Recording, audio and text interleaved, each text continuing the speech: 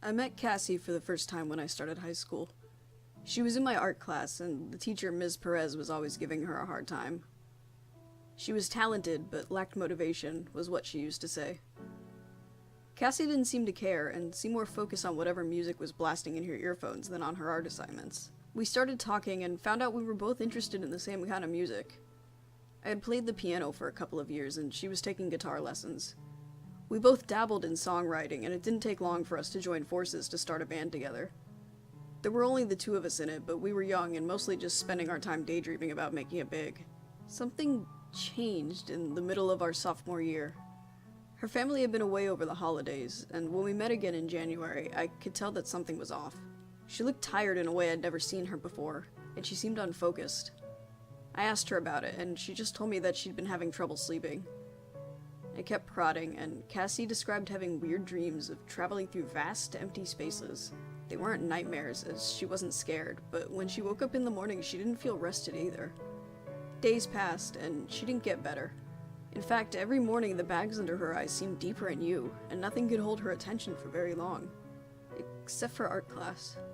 Looking at her as she was then, it was hard to imagine it being the same Cassie I'd seen roll her eyes at Miss Perez in our first year. As soon as she got a brush or pencil in her hand, suddenly she came to life again. It was amazing to watch her as she worked, filling canvas after canvas with force and precision.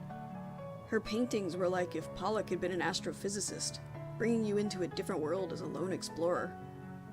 From darkness and emptiness came lights, worlds, destruction, and silence. I was impressed, as everyone seemed to be, but I worried about her. There was something I couldn't help but notice that troubled me about her painting. Her expression. While writing songs and playing guitar, creating out of joy, she was always leaving a trace of herself in it. Watching her paint, I didn't feel that. I felt determination, urgency, and fear. In our senior year, Cassie got offered a scholarship to some art school. She didn't have a lot of options.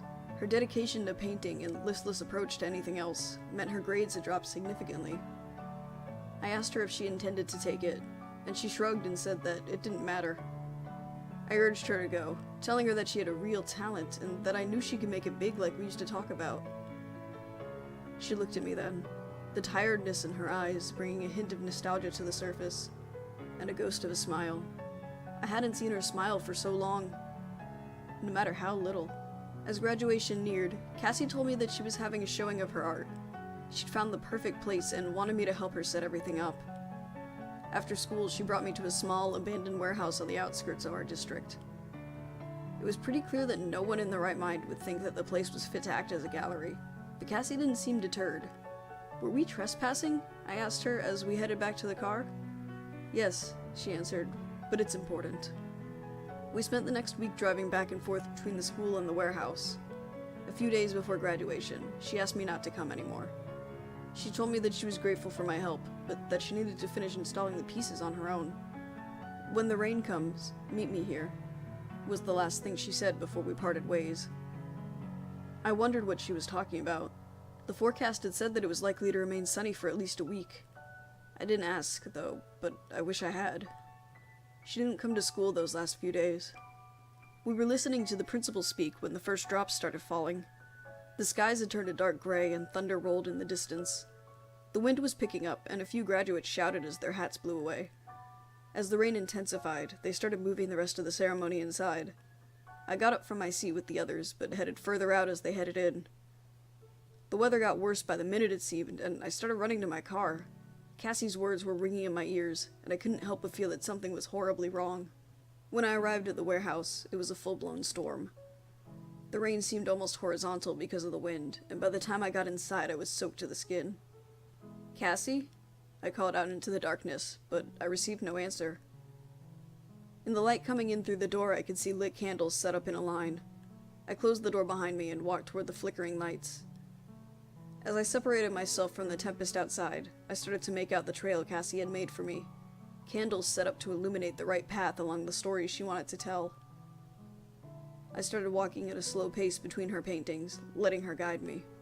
Before, I'd only ever seen her paintings as individual works with a common theme. Seeing them this way, lined up in their proper order, it became clear that they were much more than that. They were a journey. As I passed from one work to the next, I felt as if I was traveling across some vast expanse of space, through the deep of our universe. I saw solar systems, galaxies, stars, planets pass me by. I saw world after world collapse and be destroyed, leaving fragments and moving on to the next. It was both amazing and terrifying. I wandered along the journey Cassie took me through when something started to dawn on me. Recognition. This was no longer just a brilliant visualization of the enormousness of space. It had a final destination. I felt myself grow cold. For each painting I passed, I grew more certain of what I would find at the end.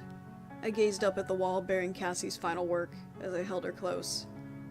When? I wanted to ask her, but I knew it would be impossible to wake her. She had been laying on the floor below the painting, sleeping, when I found her. I had picked her up, but felt somehow how far away from me she was. I wondered if she'd ever wake up again before it came. Looking down on us from the canvas were the remnants of the destruction it would leave behind. She had truly done a masterful job of capturing the end.